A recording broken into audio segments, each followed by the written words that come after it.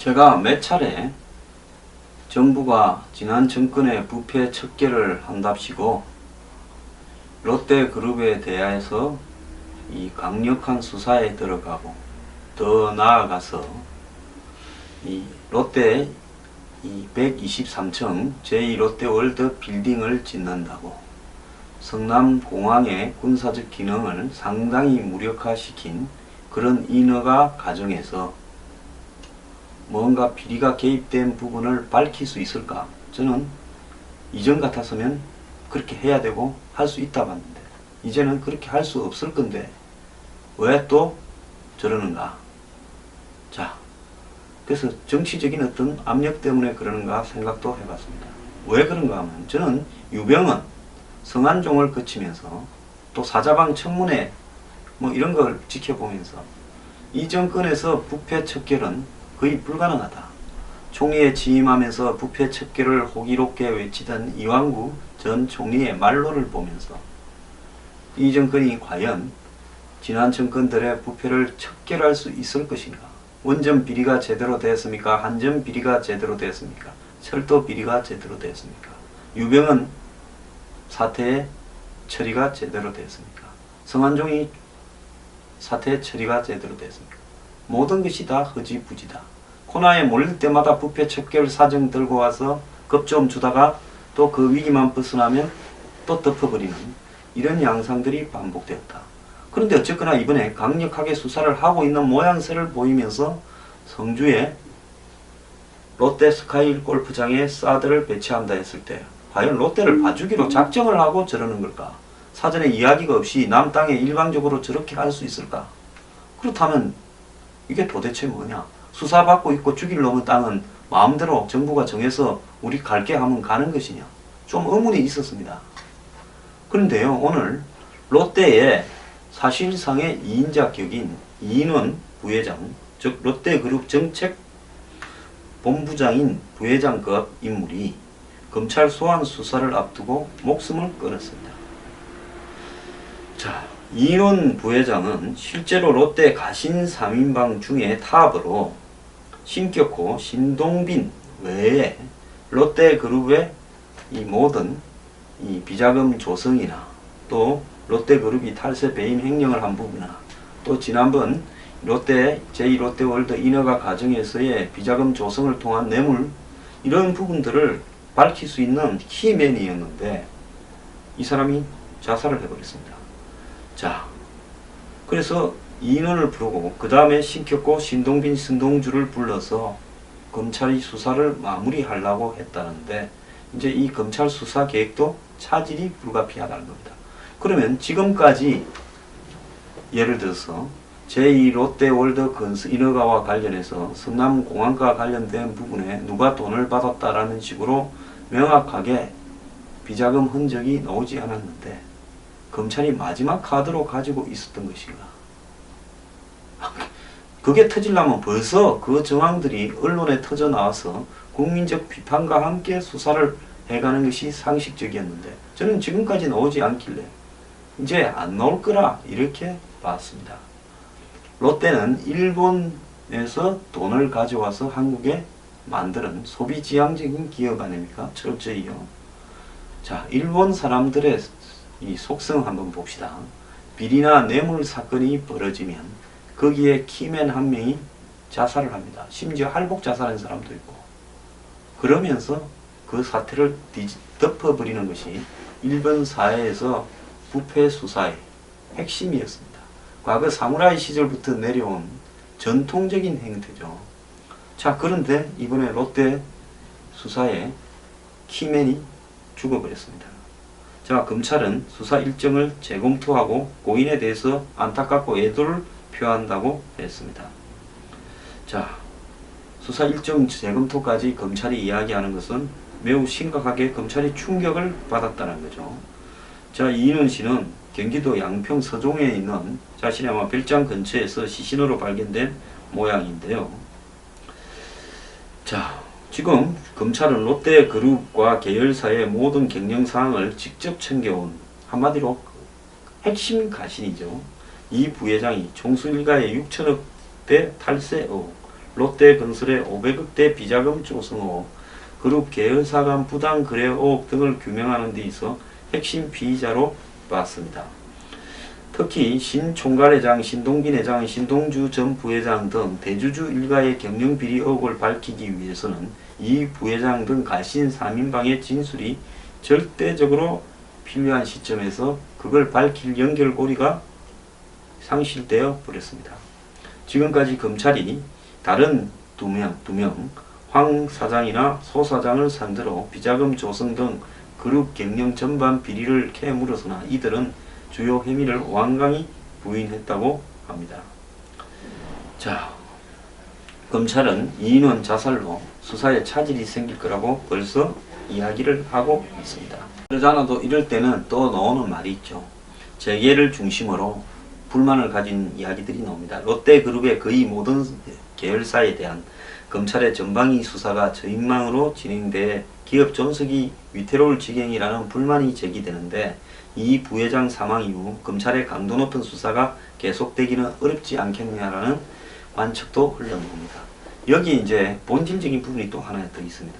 이 부회장이 유서를 남긴 것으로 나타나서 유서 내용에 따라 검찰 수사도 적지 않은 영향을 받을 가능성이 있습니다.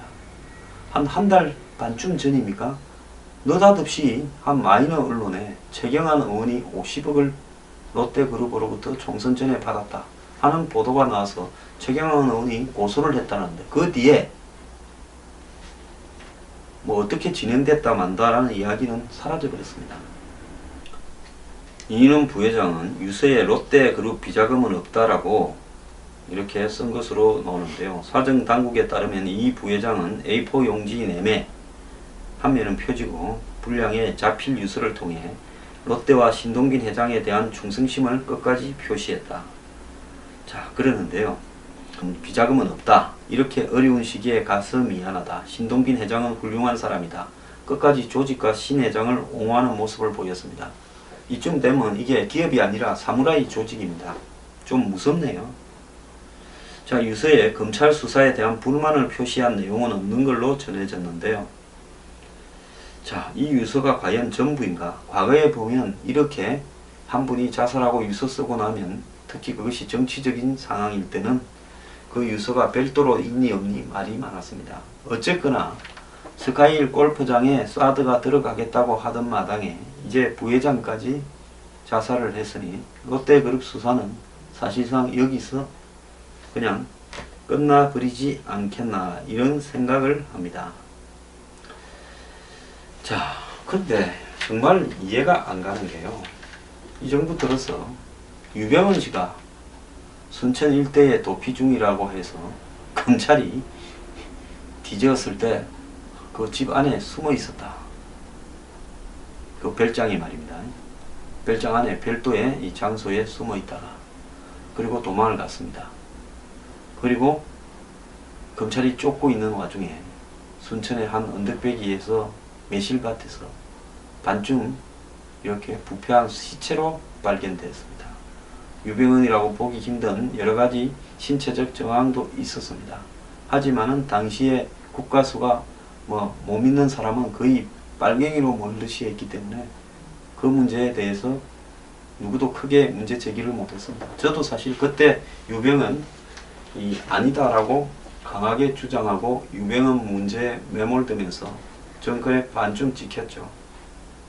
자, 두 번째로 성완종 씨가 참 정권마다 이렇게 워크아웃되고 문 닫으려다가 또 지원을 다시 받아면서 살아온 성완종 경남기업회장이 또 대통령 친박 핵심 등을 상대로 은행연합회에서 기자회견을 하고는 그 다음날 새벽에 영장실시심사를 앞두고 이 국민대 뒷산에서 그 뭡니까 평창동 뒷산에서 목을 맨 걸로 발견되고 호주머니에는 이 쪽지 친박 7명 이름을 적은 쪽지가 있었고 또 그 전에 경향신문과 기자와 인터뷰도 했습니다. 자, 그러면서 성완종 문제를 둘러싼 부패 구조나 이 불투명한 1조 이상의 대출이 나간 부분에 대한 모든 사항은 덮어졌고 성완종 씨 동생은 새누리당 국회의원이 됐습니다.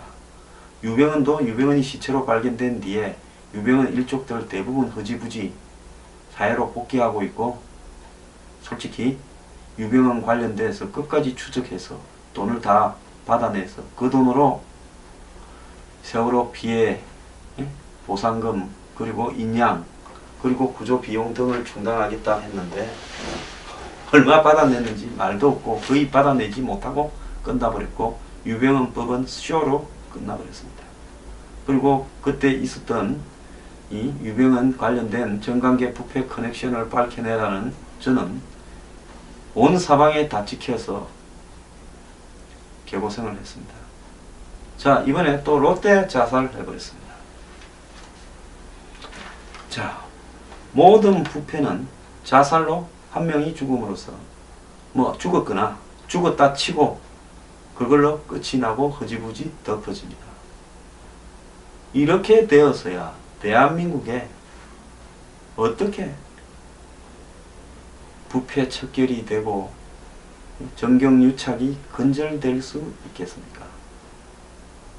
성완종 씨는 한마디로 돈 뿌리고, 본인이 뭐 채권들이 수백 명한테 뿌렸다고 이야기하지 않았습니까? 그리고 사업상의 이익을 봤습니다. 국책은행들이 성완종 씨에게 얼마나 대출을 해줬는가, 또 워크아웃 되던 회사, 망해가던 회사가 되살아난 부분, 이런 부분에서 다 지켜보지 않았습니까? 자, 유병헌 씨 또한 수많은 정관계 인사들과 어울렸습니다. 자, 롯데, 솔직히 지난 정권에 제일 잘 나갔던 기업이고 공군의 공항까지도 위치를 바꿔버리는 그런 역량을 발휘했던 기업이지 않습니까? 요 근래에 급성장을 한 기업이었죠. 자, 여기도 한 명 자살해버렸습니다. 자, 정관계와 엄청난 유착관계를 유지하면서 거의 맨 땅에 손짓고 헤엄치는 식으로 돈을 벌어오던 사람들이 문제가 생기면 한 명이 자살하고 그와 연결된 정치권 법조계 떠나가서 관료들과의 유착은 다 덮어집니다. 이런 식으로 하는 쇼가 대한민국에 얼마나 더 진행돼야 됩니까? 심지어 전직 대통령도 이런 수사를 진행 중에 자살을 했습니다. 그리고 그와 관련된 모든 것은 끝나버렸습니다. 문제가 있든 없든, 누가 자살하든 자살하지 않든 끝까지 이런 부분들은 지속돼야 되는데 벌써 뭐 유서 내용에 다른 게 있을 수 있다, 그리고 애도를 표하고 정상적인 수사가 되겠느냐, 차질을 빚을 수 있다고 이제 수사할 생각을 사실상 칼자루 진 쪽에서 거두어드리고 있습니다.